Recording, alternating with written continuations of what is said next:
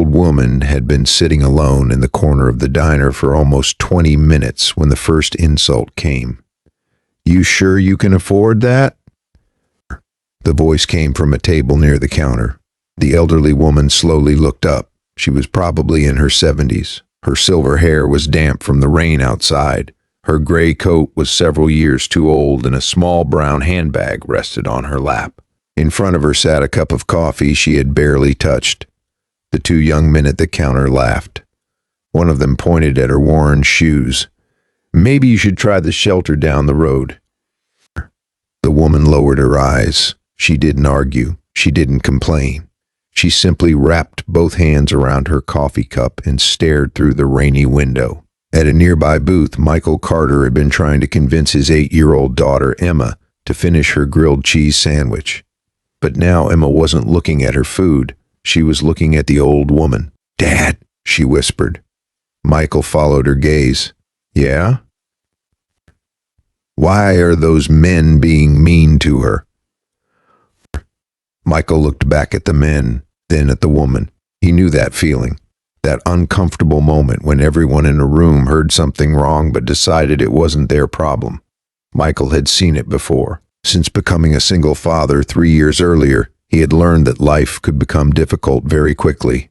His wife, Sarah, had died after a long illness, leaving Michael to raise Emma alone. He worked during the day repairing heating systems and picked up extra jobs whenever he could.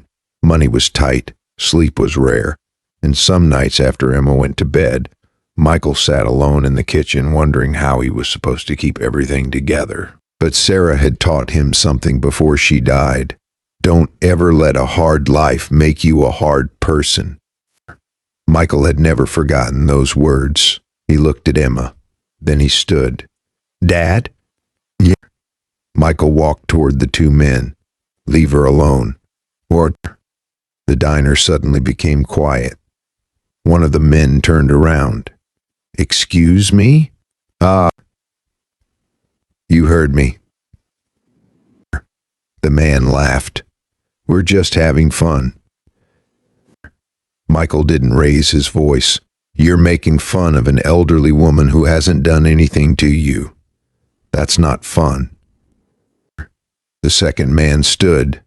"You want to make this your business?" Michael looked him directly in the eyes. "No, I want you to stop making it hers." For several seconds, nobody moved. Then the diner owner came from behind the counter. "Gentlemen, you need to leave."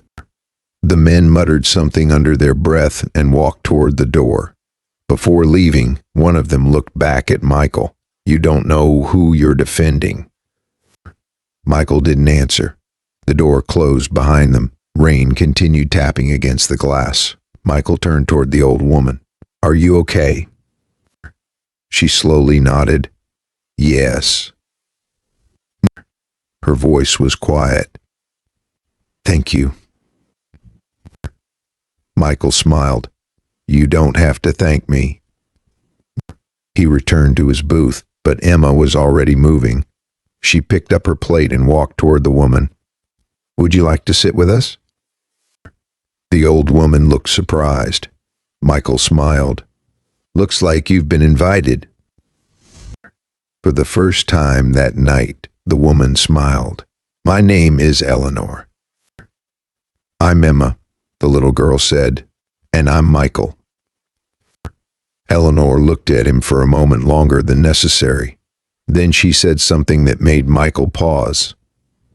"Michael Carter?" He stared at her. "Yes." Eleanor quickly looked away. "I'm sorry. You just look familiar." Michael shrugged. "I get that sometimes." But Eleanor didn't look convinced. She joined them. For the next half hour, the three of them talked about simple things. Emma told Eleanor about school. Eleanor asked about Michael's work. Michael asked Eleanor where she lived. "Not far," she replied. "Do you have family nearby?" Eleanor became quiet. "No." There was something about the way she said it, that made Michael stop asking questions. When they finished dinner, Michael noticed Eleanor struggling to put on her coat. He stood and helped her. "Let me drive you home."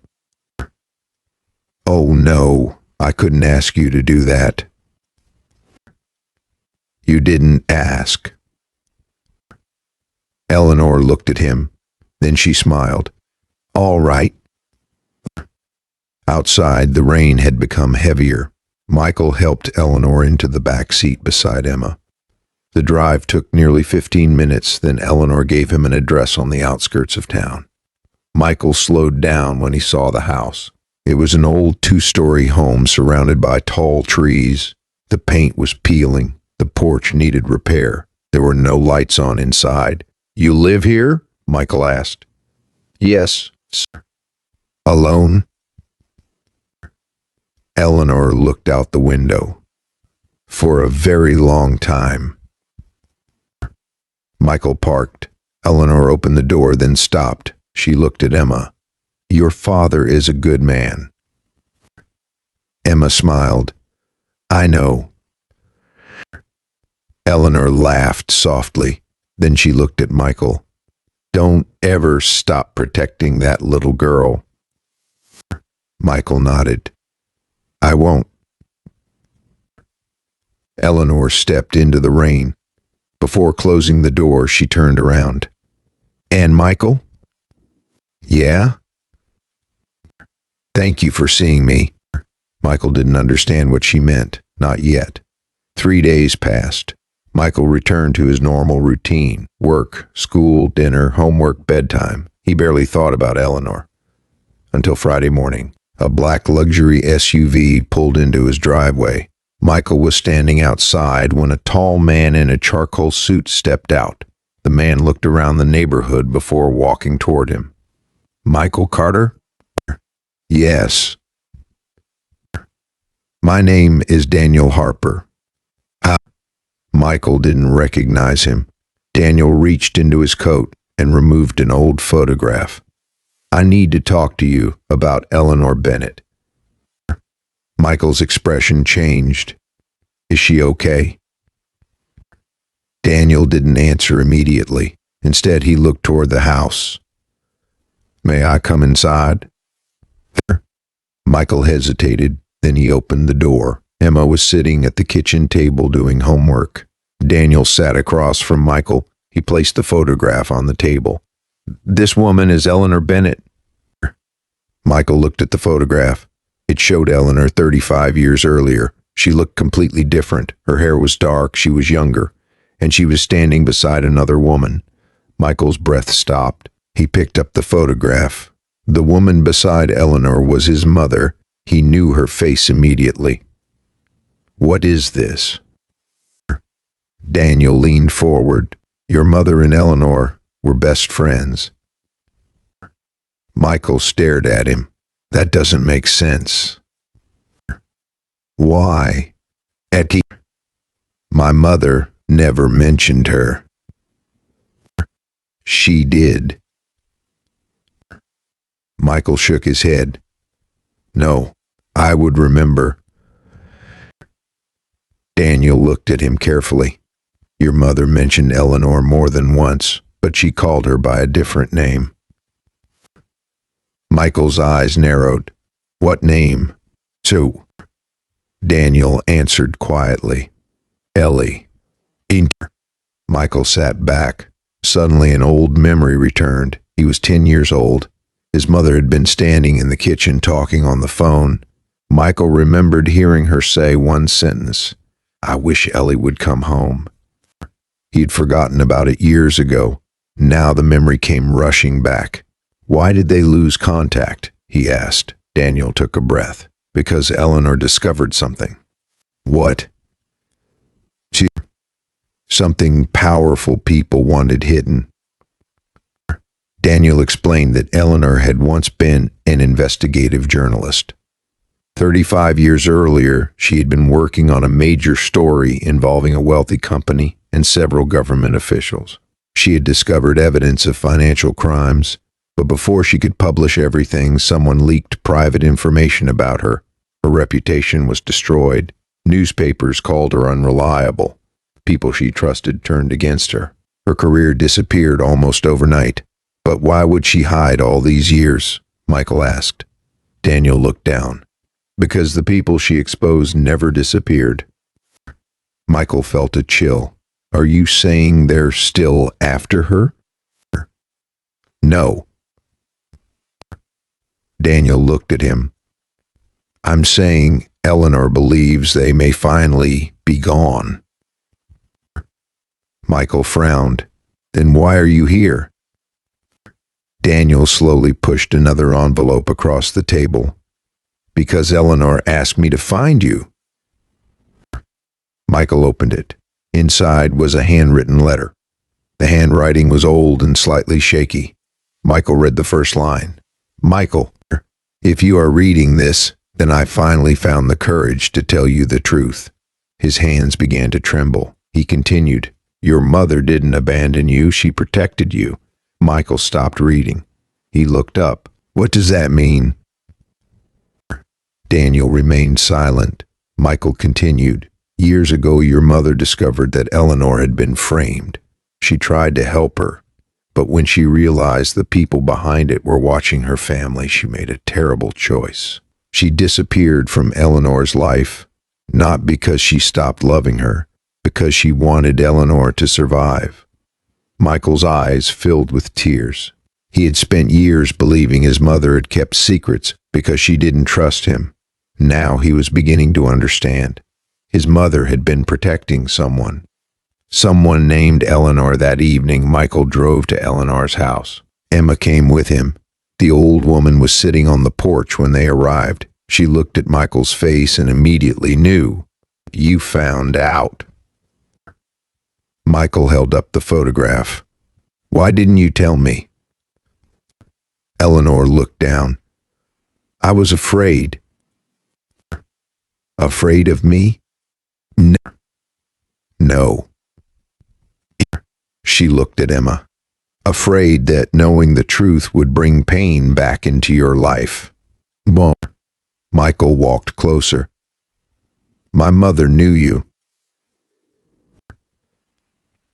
Yes. She loved you. Eleanor's eyes filled with tears. She was the closest friend I ever had. Michael sat beside her. Why did she leave you? Eleanor took a long breath. Because she saved my life. The words hung in the air. Then Eleanor began to tell him everything. Years ago, she had discovered evidence that powerful people had stolen millions of dollars through a network of fake charities. Your mother, Sarah, had accidentally discovered part of the same operation. When Sarah realized Eleanor was being watched, she secretly warned her. Then she disappeared from Eleanor's life. She moved away. She changed her phone number. She refused to meet her. Eleanor thought Sarah had abandoned her. Until years later, she received a letter. It contained only one sentence. Stay alive. That's all I need from you. Michael covered his face with one hand. He had heard that sentence before. His mother used to say it to him whenever he worried about her. Stay alive. That's all I need from you. Suddenly, the pieces connected. Michael looked at Eleanor. Did my mother ever stop loving you? Eleanor shook her head. No. She reached into her handbag and pulled out a small wooden box. Inside was an old necklace. Michael recognized it instantly. It had belonged to his mother. She gave this to me the last time we saw each other, Eleanor said. Michael touched it carefully. Why did you keep it? Because it was the last thing I had from her. Emma quietly stepped closer. Grandma Eleanor? Eleanor looked at her. Emma smiled. Can I call you that? Eleanor's lips trembled. Then she began to cry. She nodded. Yes. Michael smiled through his tears. Yeah. That night, they stayed on Eleanor's porch for hours. She told Emma stories about Sarah, How Sarah used to dance in the kitchen, how she laughed too loudly, how she once drove 6 hours just to bring Eleanor homemade pie. Stories Michael had never heard. Stories that made his mother feel alive again. Weeks passed. Michael began visiting Eleanor every weekend. Emma started bringing her homework. Eleanor helped her read. The old house slowly changed. The silence disappeared. Lights came on at night. Laughter returned to the rooms. And for the first time in decades, Eleanor no longer ate dinner alone. One evening, Michael found Eleanor standing in the hallway holding an old photograph. "What are you looking at?" "Sabra." She smiled. "Your mother." Michael stood beside her. "She would have loved Emma." Eleanor nodded. "She would have loved the woman Emma is becoming." Michael looked at the photograph. Then he realized something. The night he defended Eleanor at the diner, he thought he had simply helped an old woman. He had no idea he was standing up for someone who had once been one of the most important people in his mother's life. He had no idea that one small act of kindness would uncover a secret hidden for 35 years. And he certainly didn't know that the lonely old woman sitting by the window would eventually become family. Months later, Michael returned to the same diner with Emma and Eleanor. They sat at the same table, the same window. The same rain tapped softly against the glass. Emma held Eleanor's hand. Michael looked around the room. The two young men who had mocked Eleanor were gone. But something else had changed. The people who once looked away were now looking at Eleanor with respect. The waitress placed 3 cups of coffee on the table. Eleanor smiled. "You know," she said, "I almost didn't come into this diner that night." Michael laughed. "Why not?"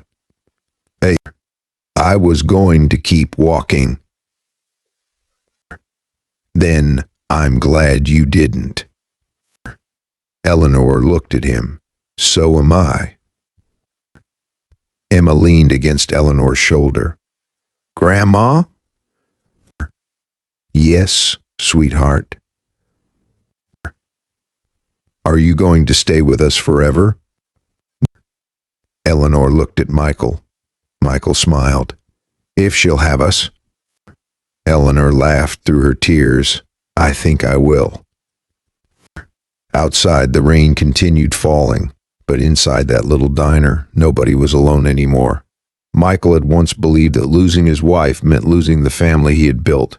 Instead, he discovered another piece of her, a piece that had been waiting quietly in the corner of a diner, and all it took to find it was one simple decision: to stand up, to speak when everyone else stayed silent, to treat a stranger like a human being. Because sometimes the person everyone overlooks is carrying a story that can change your life. Sometimes a stranger isn't really a stranger, and sometimes the smallest act of kindness can open a door to a past you never knew existed. Michael defended an old woman that rainy night because he believed she deserved respect. He never imagined that one day she would become the woman Emma called Grandma, and he never imagined that behind her tired eyes was a secret that connected 2 families and had been waiting 35 years to be told.